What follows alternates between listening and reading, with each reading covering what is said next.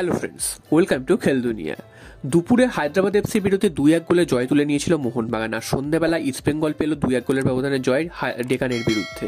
তো ডার্বি ম্যাচে মোহনবাগানের রেজাল্ট কি হলে মোহনবাগান পরের রাউন্ডে যাবে সেটাই নিয়ে কিন্তু আলোচনা করবো এই ভিডিওতে। তো পুরোটা জানার জন্য অবশ্যই ভিডিওটা শেষ অবধি তোমরা চোখ রেখো, আর তোমরা যারা এই চ্যানেলে নতুন এসেছো চ্যানেলটা সাবস্ক্রাইব করে দাও, পাশে থাকা বেল আইকনটাতে প্রেস করে দাও এবং লাইক কমেন্ট শেয়ার করতে কিন্তু একদমই ভুলো না। তাহলে চলো দেরি না করে মেন টপিকটা শুরু করা যাক। তো প্রথমেই যেমনটা বললাম যে দুপুরে মোহনবাগান কষ্টার্জিত জয় পেয়েছিল হায়দ্রাবাদ এফসির বিরুদ্ধে 2-1 গোলের ব্যবধানে, এবং সেই জয়ের ফলে কিন্তু মোহনবাগান 2 ম্যাচ থেকে 6 পয়েন্ট নিয়ে গ্রুপ টেবিলের শীর্ষে উঠে গেছিল।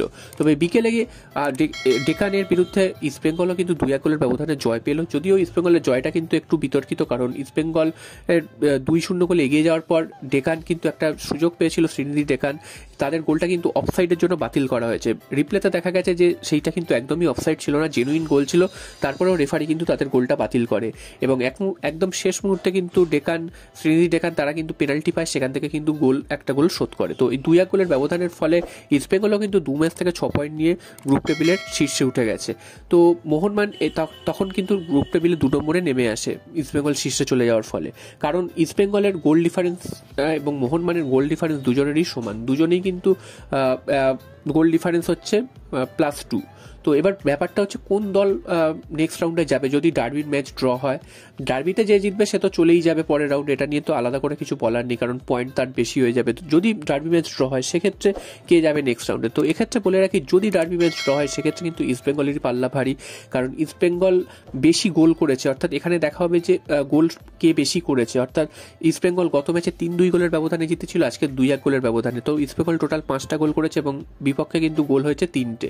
আর মোহনবাগান গত ম্যাচেও 2-1 গোলে জিতেছিল, এই ম্যাচেও 2-1 গোলে জিতেছে। তো মোহনবাগান টোটাল গোল করেছে 4টে, বিপক্ষে গোল হয়েছে 2টো। তো গোল ডিফারেন্স সমান হলো, ইস্টবেঙ্গল টোটাল 5টা গোল করেছে, মোহনবাগান করেছে 4টে। তো যে বেশি গোল করবে সেই কিন্তু নেক্সট রাউন্ডে চলে যাবে যদি ডার্বি ম্যাচ ড্র হয় এবং পয়েন্ট সমান হয় দুটো দলের।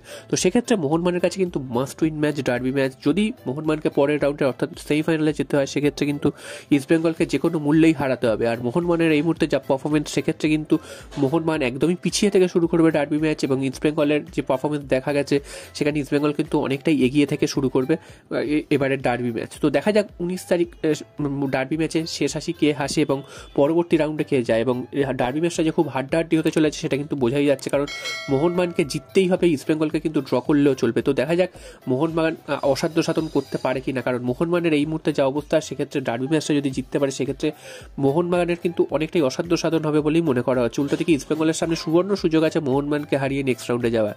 তো শেষ পর্যন্ত কে শেষ হাসি হাসে, তোমাদের কি মনে হয় কমেন্ট বক্স অবশ্যই জানিও যে কে ডার্বি ম্যাচ জিততে পারে এবং পরের রাউন্ডে কে যাবে, সেটা কিন্তু অবশ্যই তোমরা কমেন্ট করে জানিও।